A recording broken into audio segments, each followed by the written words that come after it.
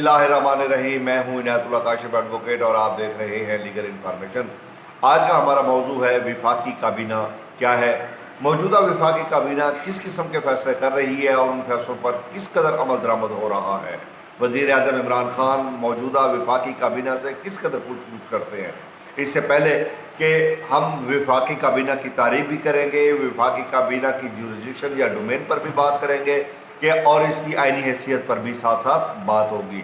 इससे पहले कि हम अपने मौजू की जाने बढ़ें, आपसे सदा है कि आप हमारे चैनल को सब्सक्राइब कर लीजिए, बेल आइकॉन को भी प्रेस कर लीजिए, वीडियो को भी शेयर कर दीजिए। बढ़ते हैं आज के मौजू की जानिब। और आज का मौजू, जैसा कि मैंने अर्ज़ किया कि विफाकी काबीना क्या है, इसकी आईनी हैसियत क्या है, मौजूदा विफाकी काबीना में वज़रा की तादाद कितनी है, विफाकी काबीना कर क्या रही है, कौन से फैसले कर रही है और किन फैसलों पर अमल दरामद हो रहा है और किन फैसलों पर अमल दरामद नहीं हो रहा, और वज़ीर आज़म इस काबीना से किस कदर पूछ गुछ करते हैं। आज इन तमाम सवालात के जवाब हम ढूंढने की कोशिश करेंगे। इससे पहले कि हम अपने मौजू की जानिब बढ़ें, आपसे सदा है कि आप हमारे चैनल को सब्सक्राइब कर लीजिए, बेल आइकॉन को भी प्रेस कर लीजिए, चैनल को भी सब्सक्राइब कर लीजिए, वीडियो को भी शेयर कर दीजिए। तो बढ़ते हैं आज के मौजू की जानिब। और आज का मौजू है विफाकी काबीना की आईनी हैसियत। सबसे पहले इसी पर रोशनी डाल देते हैं। Article 91 of the constitution of Pakistan यानी 91 आर्टिकल के तहत काबीना को डिस्कस किया गया है कि काबीना जो है वो विफाकी वज़रा पर मुश्तमिल होगी, जिसकी क़यादत वज़ीर आज़म करेंगे, वज़ीर आज़म उसको हेड करेंगे। इसी तरह आर्टिकल 92 में उसकी तादाद बताई गई है कि टोटल मेंबरशिप का 11% यानी 11% वज़रा की तादाद हो सकती है। अगर मौजूदा असम्बली के मेंबरान की तादाद को देखा जाए तो 49 लोगों पर मुश्तमिल विफाकी काबीना बन सकती है। अब देखते हैं वज़ीर आज़म इमरान खान की जो इस वक्त वज़रा की तादाद है। विफाकी वज़रा जो है वो 27 हैं, 4 वज़राए मुमलकत हैं। इसी तरह मुआविन खसूसी जो है, मुआविनीन खसूसी, इनकी तादाद जो है वो 14 है।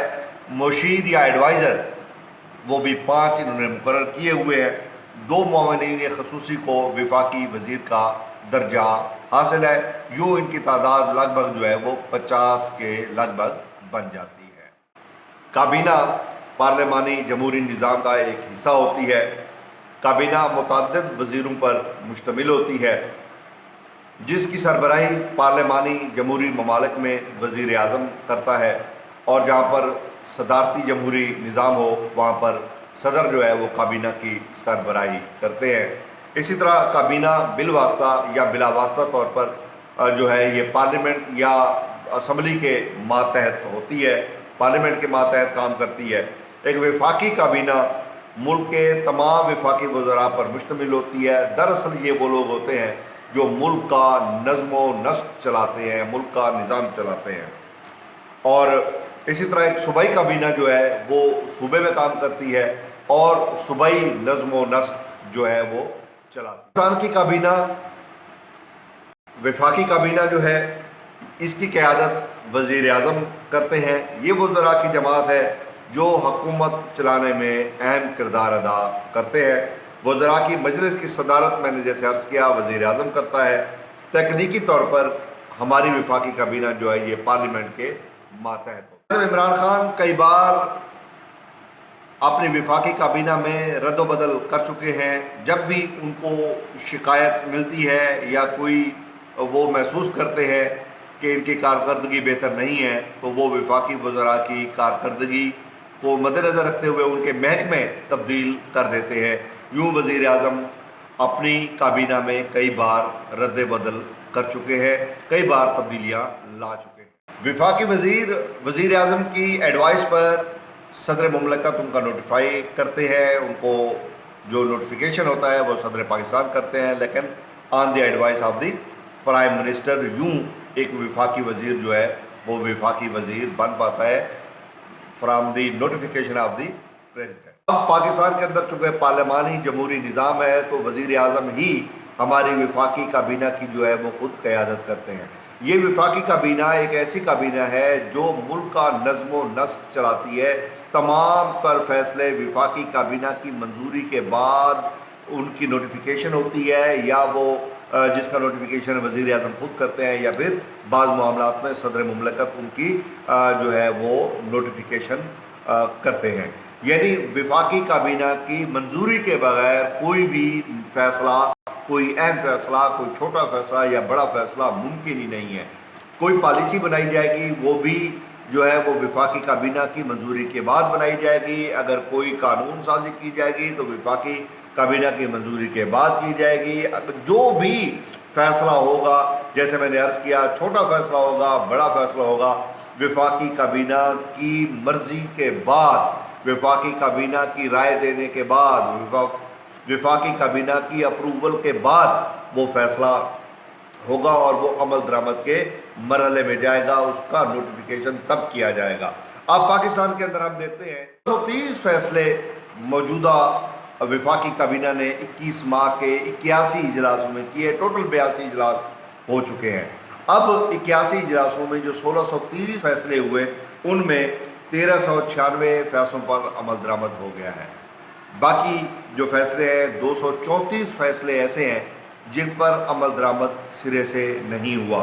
ان میں سے 114 فیصلے ایسے ہیں جو عمل درآمد کے مراحل طے کر رہے ہیں.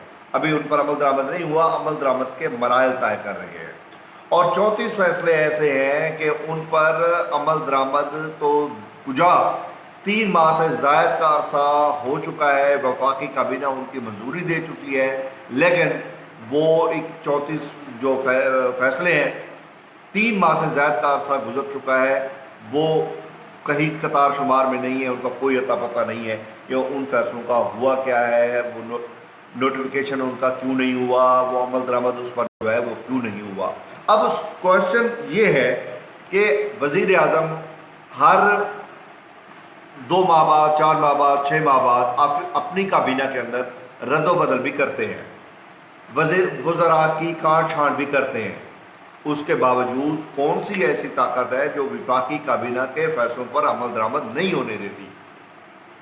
وزیر اعظم صاحب کو یہ سمجھنا ہوگا کہ لوگ ان پر تنقید کر رہے ہیں، لوگ ان پر طعن و تشنیع کے نشتر چلا رہے ہیں. کیوں چلا رہے ہیں؟ کہ وزیر اعظم انصاف کا نعرہ لے کر آئے تھے اور سابقہ حکومتوں پر الزام یہ تھا کہ وہ فیصلے تو کرتے ہیں اور فیصلوں پر عمل درآمد نہیں کروا سکتے. تو وزیر اعظم، موجودہ وزیر اعظم کو بھی ایسی صورتحال کا ہی سامنا ہے کہ وفاقی کابینہ سے جب کوئی فیصلہ آتا ہے وہ فیصلے پر عمل درآمد ہونا چاہیے. اب چونکہ وزیر اعظم ہیڈ کرتے ہیں تو وزیر اعظم کو ہی پوچھ گچھ کرنی ہوگی. اگر وزیر اعظم پوچھ گچھ کرتے ہیں اور پھر بھی فیصلوں پر عمل درآمد نہیں ہوتے تو پھر وزیر اعظم کو ایک کمیٹی بنانی چاہیے جو اس بات کا نشاندہی کرے کہ ان کے فیصلوں میں کون رکاوٹ ہے، کون شخص ہے، کون شخصیت ہے، کون ادارہ ہے، کون لوگ ہیں، چند لوگ ہیں، لوگوں کا گروہ ہے، کون ہے وہ جو وزیر اعظم کے فیصلوں پر عمل درآمد نہیں ہونے دیتے. چونکہ اگر وزیر اعظم کے فیصلوں پر عمل درآمد نہیں ہوتا تو اس کا مطلب ہے کہ ڈیلیوری ٹو دی پبلک وہ انتہائی ناقص ہے. اور وہ یقیناً ناقص ہے کیونکہ جب کوئی وفاقی کابینہ فیصلہ کرتی ہے تو وہ عوامی مفادات کے لیے فیصلہ کیا جاتا ہے.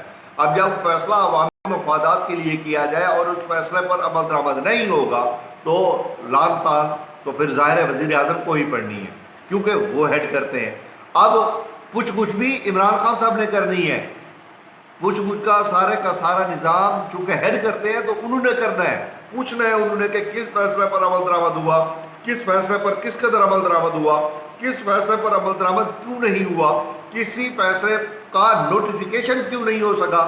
تو یہ تمام تر چیزیں وزیر اعظم نے ان چیزوں کو مد نظر رکھنا ہے. اب میں آپ کو بتا رہا ہوں کہ 34 ایسے فیصلے ہیں جو 3 ماہ سے زائد کا عرصہ ان کو گزر چکا ہے اور ان پر عمل درآمد ہی نہیں ہوا. تو آخر کون ذمہ دار ہے اس بات کا؟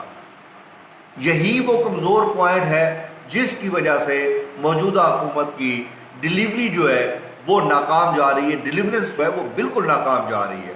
اور بار بار یہی کہا جاتا ہے کہ وزیر اعظم ناکام ہو چکے ہیں کیونکہ پبلک کے پاس تو کچھ جا نہیں رہا.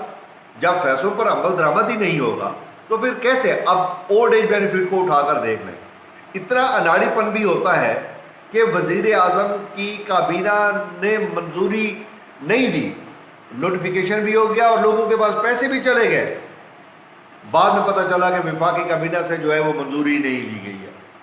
कमाल है, वो नोटिफिकेशन किसने किया, कैसे किया। अब तमाम तर तानो तशरीह जो हो रही है वो तो वज़ीर आज़म पर हो रही है।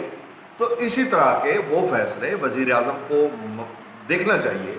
वो फैसले जो कमज़ोर हैं, जिन पर अमल दरामद नहीं हुआ, उसके ज़िम्मेदार कौन लोग हैं, और उनका ज़िम्मेदारों का तयन करके जब तक उनसे जान नहीं छुड़वाई जाएगी, वज़ीर आज़म की कारकर्दगी कतई बेहतर नहीं हो सकती।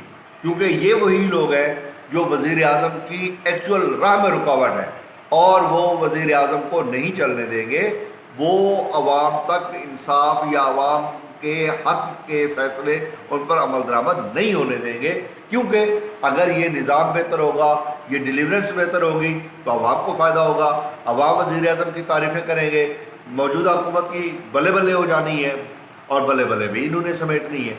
तो इसलिए मेरा नुक्ता नज़र ये है कि वज़ीर आज़म को फौरी तौर पर जब भी काबीना का इजलास हो, हर इजलास के अंदर वो पिछले फैसले जो उन्होंने किए होते हैं उन पर अमल दरामद की सूरत हाल ज़रूर पूछा करें। अगर ये पूछना शुरू कर देंगे तो काफ़ी हद तक बेहतरी आ सकती है। उम्मीद है आज का मौजू आपको पसंद आया होगा। हमारा मकसद किसी पर बेजा तनकीद करना नहीं है, हमारा मकसद हक़ाइक़ की निशानदही करना है। हमारा मकसद आइनी और कानूनी तकाज़ों को मद्देनज़र रख कर बात करना है। क्योंकि हम आइन और कानून से मावरा बात नहीं करेंगे, इसलिए मैं उम्मीद करता हूँ कि आप हमारी जायज़ तनकीद को बर्दाश्त करेंगे।